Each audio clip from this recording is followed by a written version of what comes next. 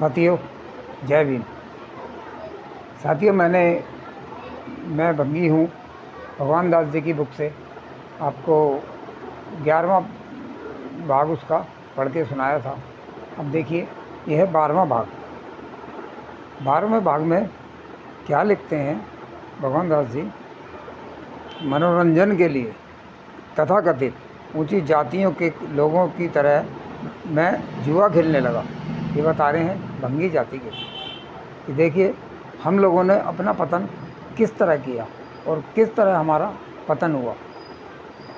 मनोरंजन के लिए तथाकथित ऊंची जातियों के लोगों की तरह जुआ खेलने लगा। मेरी घृणा गालियों के रूप में प्रकट होती थी। मैं बात बात पर गाली देता था। इससे धीरे धीरे मेरी भाषा असभ्य, अक्खड़ और रूखी होती गई। ब्राह्मण के बनाए धर्म ने मुझसे जीवन का रस चूस लिया था। कोई उत्साह, कोई अच्छाई की आशा मुझे नज़र नहीं आती थी। मुझे जीवन से भला क्या प्रेम हो सकता था? मैं एक प्रकार से आत्महत्या करने लगा। आत्महत्या। दोस्तों, जीवन का संघर्ष और जीवन का अपमान इतना घृणित होता है, इतनी अपमानजनक परिस्थितियों से हम लोग गुजरे हैं कि हमारे पूर्वजों ने आत्महत्या तक करी है। आज तो हम लोग पढ़ लिख के कुछ आपको समझा पा रहे हैं, फिर भी हमारा समाज जो है वो नहीं समझ रहा, वो पढ़ना ही नहीं चाहता। इसलिए सोचा कि चलो अपने समाज को जागरूक करने के लिए छोटी छोटी वीडियो बना के, क्या पता वीडियो देख लें, वीडियो देख के कुछ जागरूकता आए, कुछ लोगों के अंदर अपने अंदर एक वो पैदा हो कि हाँ, हम लोगों को किस प्रकार एक वर्ग ने दबाया गया और आज हम राजा महाराजा होते हुए किस प्रकार से आज कौन सा जीवन हम व्यतीत कर रहे हैं। आत्महत्या करने लगे। ये कठोरताएं, लापरवाह जीवन, बुरी चीज़ों का प्रयोग, गाली गलौज, जीवन की आशा तो नहीं बन सकते। ये आत्महत्या थी, अपना नाश, ताकि मैं अनादर के जीवन से छुटकारा पा सकूं। क्योंकि जगह जगह तो बेइज्जती होती थी, कोई समझता ही नहीं था। बिल्कुल इस ढंग से हम आज तक भी जिंदा किस ढंग से रहे हैं, इतने अपमानित हो गए। जम के पानी नहीं पीने दिया हमको, झुट्टन खा खा के हम लोग, हमारे पूर्वज हम लोगों को यहाँ लेके आए। वो तो भला हो बाबा साहब का, जिन्होंने हमें शिक्षा का अधिकार दिया। शिक्षा के अधिकार से तो भी हमारे बच्चे पढ़ने वाले नहीं होते, उनको इतनी समझ नहीं आती। दूसरा कि हम घर की परिस्थितियाँ हमारी ऐसी नहीं होती कि हम उच्च शिक्षा ग्रहण कर सकें। लेकिन धीरे धीरे वहीं मेरे जीवन का ढंग बन गया, वहीं मेरी आदतें बन गई। मैं सोना था जो मिट्टी बनकर रह गया था, और मिट्टी से सोना बनाने वाला कोई दिखता नहीं था। इतिहास यूं ही धीरे धीरे चलता रहा। मैं सुस्त रफ्तार से जब कभी बाहर से कोई आक्रमणकारी दंदनाता चला आता था, एक हलचल सी मच जाती थी, सारा जीवन नष्ट भ्रष्ट हो जाता था। तलवारों और ढालों के टकराव, देखिए भारत के अंदर बहुत विदेशी लोग आए, कुछ लूट के चले गए, कुछ यहीं पे हमारे ही उसको कुछ बुद्ध बन के रह गए। उन लोगों का भी इस काल में, जिस काल में हम लोगों का ये अनादर हो रहा है, उस काल में उनके लिए भी कोई ना कोई वो है। क्योंकि हर किसी को कोई जाति तो अपनाने वाली है नहीं, क्योंकि जिसकी कोई जाति नहीं वो सीधा आके सीधा छूतों में शामिल हो गया। वही मेरी आदत बन गई। तलवारों और ढालों के टकराव, नेज़ों और भालों की चमक, जख्मी सिपाहियों की कराहटे, औरतों और बच्चों की चीख पुकार, घोड़ों की हिनहिनाहट, बुजुर्गों की गिड़गिड़ाहट, बेवाओं के आंसू, अनाथों की सिसकियाँ, गर्दो गुबार, आग और धुएं के बादलों से दूर होने पर जब सूरज निकलता था, बादशाहत यानी पूरा बादशाहत बदल चुकी होती थी। जब मेरा शोषण करने वाले शासकों पर अत्याचार होते थे, मैं दिल ही दिल खुश होता था, लेकिन बचता मैं भी नहीं था। सदियों पुरानी दबी हुई घृणा मेरे मन में आग बनकर उभर आती थी। इस संघर्ष में राजा भिखारी बन जाते थे, राजभवन खंडरों में तब्दील हो जाते थे, लेकिन बादशाहत कायम रहती थी तथा जुल्म भी कायम रहता था। जुल्म सहने वालों की संख्या और बस में तत्कालिक रूप से थोड़ा सा अंतर आ जाता था, लेकिन मेरी हालत जहाँ की तहाँ बनी रहती थी। यानी हमारी तरफ किसी ने ध्यान नहीं दिया, सब आए, लड़ाइयाँ हुई, किसी को लूट के ले गया, हमारे लूट हम रहे हैं, तो लुटवाने वाला कोई दूसरा है, नाम उसका हो रहा है कि उसकी बात से हालत लूटी जा रही है। तो साथियों, इस प्रकार से हम लोगों के साथ बहुत ही घृणित वो किया गया है। देखिए, वो तो कुछ लोग जिन्होंने शिक्षा ली, पढ़ लिख गए, वो बुकों में लिख गए, जिससे हम अपना इतिहास जान पा रहे हैं, समझ पा रहे हैं। देश का निवासी होते हुए भी मुझे देश का अंग नहीं समझा जाता था, इसलिए आक्रमणकारी की तलवार से तो मैं बच जाता था, लेकिन जुल्मों से तो मुझसे नहीं। बहुत गंदे निचले काम जो पहले करता चला आ रहा था, वही करता चला आ रहा हूँ। लेकिन इस हाहाकार में हम में से कुछ लोग समय का फ़ायदा उठा लेते थे।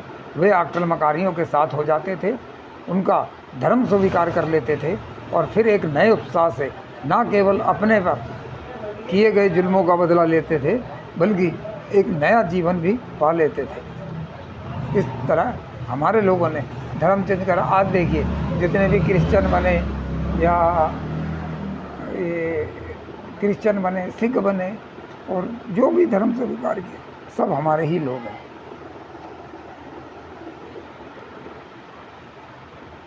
लेकिन इस अफरा तफरी में जहाँ कुछ लोग मेरे परिवारों से निकल जाते थे, काफ़ी बड़ी संख्या में भूखे मरते लोग मेरी शरण में आ जाते थे। यानी ऐसा नहीं था कि हमारे ही लोग उधर जा रहे थे, उनके भी लोग, दूसरे कुछ लोग, दूसरी कास्ट समझ लो या वर्ग समझ लो, दूसरे वर्ग के लोग भी हम लोगों में आके शामिल हो जाते थे। काफ़ी बड़ी संख्या में भूखे मरते लोग मेरी शरण में आ जाते थे और जिस तरह पूर्वजों ने जीवित रहने के लिए हालातों के साथ समझौता किया था, वे भी जीवित रहने के लिए गंदे काम और निचला जीवन स्वीकार करके मेरी बिरादरी में वृद्धि करते थे। यानी भंगियों की, अछूतों की जो जनसंख्या थी वो बढ़ जाती थी।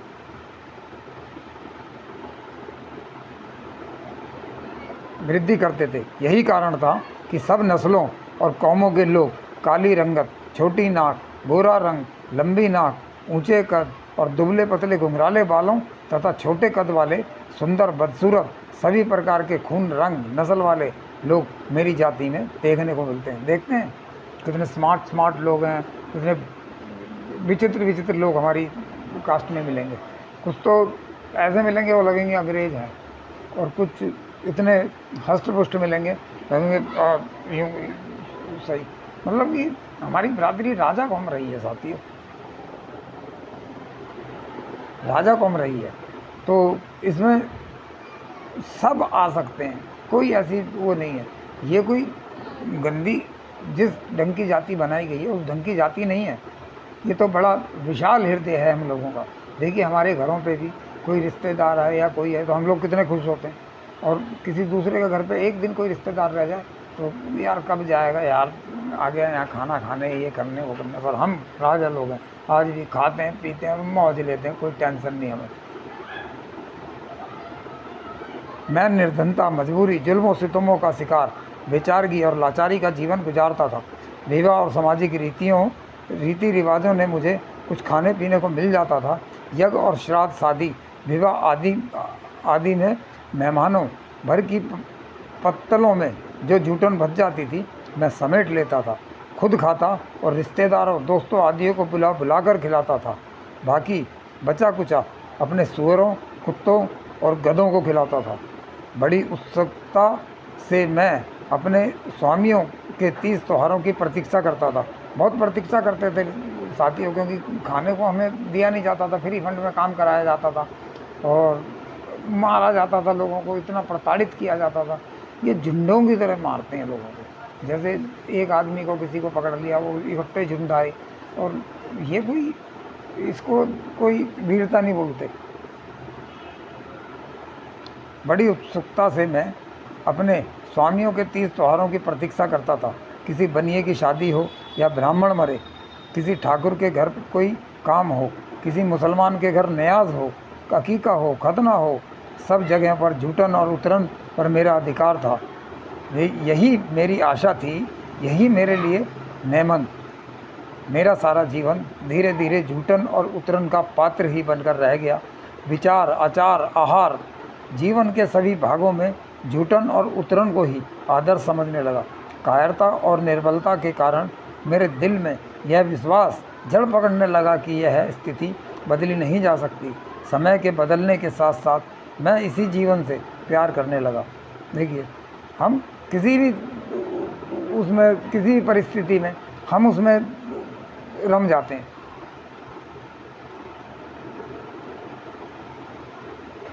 प्यार करने लगा। जो झूठन और उतरन पर जीता हो, क्या उसे ऊंचा बनने की बात उसके दिमाग में आ सकती है? कभी नहीं आ सकती दोस्तों। यह संभव है। ऊंचा और अच्छा बनने के लिए आदर्श और आत्मसम्मान की भावना चाहिए, जो झूठन और उतरन पर जीने वालों में कभी पैदा नहीं हो सकती। मैं आगे बढ़ने के लिए मेहनत और कुर्बानी करना भूल गया था। मैंने अपनी बुद्धिमत्ता के अनुसार अन्य लोगों की तरह अपने ज़रूरत के अनुसार अपने देवता भी पैदा कर लिए। देवता जैसे आजकल आप देख रहे हैं, कितने लोगों को, हम ही लोगों में कोई किसी को वो कर रहा है, कोई किसी को पूज रहा है, कोई किसी को पूज रहा है। अब क्या करेंगे जब पूरा माहौल ही ऐसा बन गया था? कोई तो हमने भी अपने उसके लिए पूजे वो बना लिए, अपने देवता बना लिए। मैं उनकी कभी पूजा नहीं करता था, लेकिन विवाह, बीमारी और मौत के समय में उन्हें याद कर लेता था, ताकि वे मुझे और मेरे परिवार के सदस्यों से नाराज़ होकर तंग ना करें। वे मेरे हमदर्द और मित्र थे। मैं उनका गुलाम नहीं था, फिर भी मैं उनसे डरता था। जब कभी मैं बीमार होता तो समझता था कि वो नाराज़ हो गए हैं, और तब मैं उन्हें मनाने या प्रसन्न करने की कोशिश करता था। मैं समझता था जिन खाने पीने की वस्तुओं से मुझे खुशी होती है, उन्हीं से मेरे देवताओं को भी होती होगी। लेकिन इसलिए मैं उन्हें मांस, मिठाई, शराब आदि पेश करता था और विश्वास कर लेता था कि वह अब मेरी रक्षा और सहायता करेंगे। क्योंकि शिक्षा, देखिए, जब शिक्षा नहीं होती ना, तो आदमी का विवेक और बुद्धि दोनों चीज़ें नहीं होती आदमी के अंदर। समय गुजरता गया और फिर ज़माने की रफ्तार के साथ भारत में बड़े बड़े दार्शनिकों के दर्शन उभरने लगे। एक विचित्र भाषा में पढ़ी जाने वाली बड़ी कविताएं और देवी देवताओं और जादू की दुनिया तथा काल्पनिक अफसानों, कथाओं का युग आया। मैं जहाँ बैठा रहा। मैं ना इन बातों को समझ सकता था, ना सुनने की आज्ञा थी। वही समझ गए बच्चों, साथियों, कि क्या सुनने की हमें बिल्कुल कान में हमारे क्या डाल दिया जाता था। हम लोगों को क्या सुनने की वो नहीं थी। ज्ञान का एक भी अक्षर हम लोगों के कानों में नहीं आना चाहिए। इन सब दर्शनों तथा दार्शनिकों के होते हुए मेरी दुनिया में कोई परिवर्तन नहीं आया। जहाँ मैं बैठा था, मेरी ओर किसी ने ध्यान नहीं दिया। वे आकांक्षाओं की बात करते थे, देवताओं और अप्सराओं की बातें करके खुश होते थे। आत्मा परमात्मा पर विवाद चलता था, लेकिन मैं धरती पर रहने वाला गंदगी का कीड़ा बना रहा। मैं तो मरा हुआ था, इसलिए वे मेरी ओर कैसे ध्यान दे सकते थे? ध्यान उनकी ओर दिया जाता है जो भय पैदा कर सके। तो साथियों, हमने कभी, हमसे इनको भय ही नहीं हुआ। ये तो आज़ाद देश है। आज बाबा साहब ने संविधान लिख दिया है। संविधान में हमें राइट्स मिले हुए हैं। संविधान को पढ़ के हम लोगों को पता है कि उस संविधान से ही देश चलता है। ये पूरा जितना भी वो चल रहा है, जितनी एक लोकतांत्रिक बाबा साहब ने एक प्रणाली बनाई, जिसमें सभी बड़े बड़े अधिकारी जज हो, पीसीएस हो, आईपीएस हो, या कोई भी A to Z, सब संविधान के अधीन है।